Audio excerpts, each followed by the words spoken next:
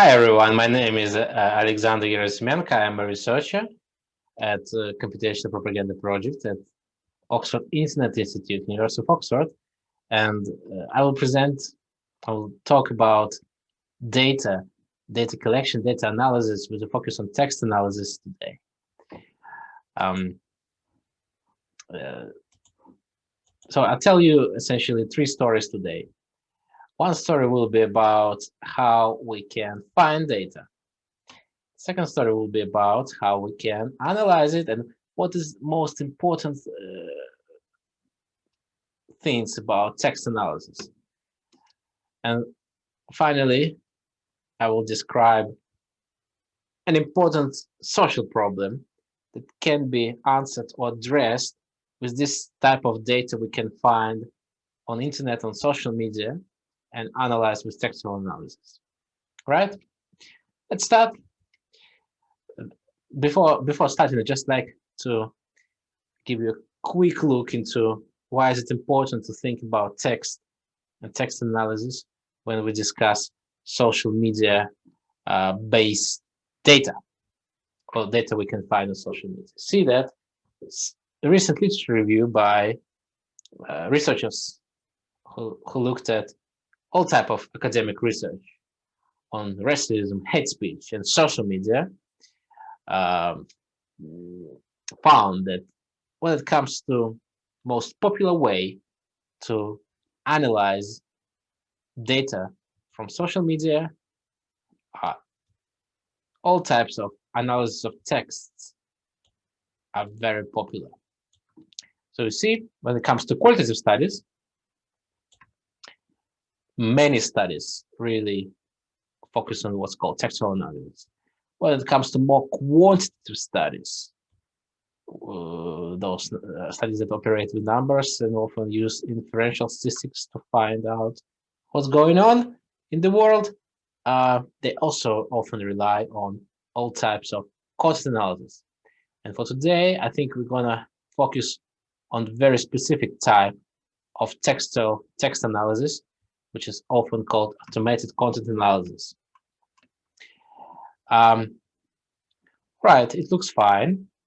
People are interested in social media data, but where do they get their data? As you might see, Twitter seems to be most popular platform for this purpose. Facebook is also quite popular, YouTube is less, and so on and so forth. What does it tell us? For me, this graph to the left of your screen tells us about an important issue. And this issue is not necessarily very optimistic one.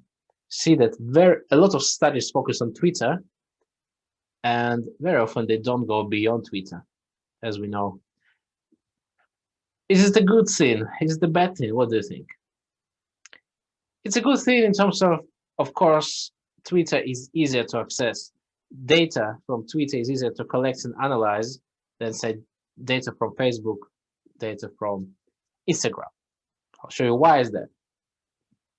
But what's the problem with that? The problem is, for instance, the audience of Twitter. You know how many people use Facebook? More than 1 billion users. How many users are registered on Twitter? Just around 300 million. So see, compare Facebook, Twitter. How many people use YouTube? In fact, YouTube is one of the most popular website in the world, in many countries, not in the world, but in many countries, definitely.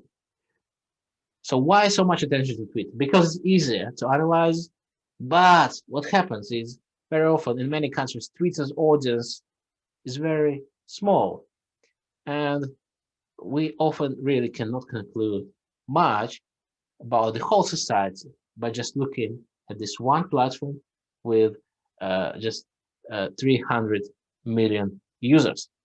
That's why what we are trying to do in our work, and these three stories I promise you today, they're all based on our work. All this work tries to combine data from different platforms. And I will also show you how we can do this, how we can address the issue of looking beyond one platform, which is not easy. It's called cross-platform research. But before that, let's look at what we normally do with data when we engage in what might be called the data science process. Just in any type of research, is it industrial research? Is it research for academic publication or your academic report, academic essay? We always start with asking an interesting question, something that is important for society. Then we look at data and trying to find data. In our case of people who are doing research based on social media, looking at internet data, we often go on internet and try to find it. Look at social media platforms, use keywords, collect data, and then we try to explore it. After that, we try to build models, and then we communicate and visualize results. So today I will focus on getting data, exploring data, a bit of model data, but this one is more difficult and really requires additional conversation. So first, get data and explore data. And why is it important? Why is it important to understand how shall we properly get data or explore data? What do you think? Why is it all important? Why shall we learn about that? One of the key reasons we shall learn about that is because we always strive, especially when we hope to talk to the academic audience, but also beyond that, we try to do rigorous approach to studying society, and that's why studying data. And this approach includes a number of important things to remember about data. The first thing to remember is we need to try to use as many data sources as possible.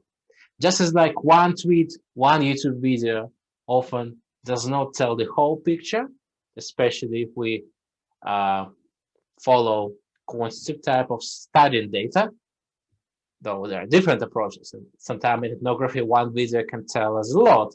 When it comes to quantitative studies, it's not a lot, it's just little. Similarly, just very often, data just from one platform does not tell the whole story. So if you can find many data sources, try to use them. It's also important to understand how data is collected. And the process of data collection is described in sampling. So sampling is about data collection, and it's important always to remember that we also always need to be ready to describe how we collected our data. Weighting data is always important.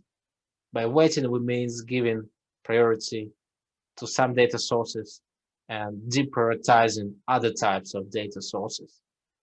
In other words, not all sources are equally good, important, significant.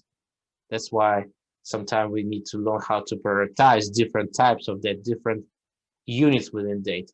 Finally, if we're interested in talking to academic audience, we need to learn a few additional things, including statistical models and understanding correlations, at least. And that will bring your work to the to much broader audience. So this was the first part of our discussion. Let's move to the second story.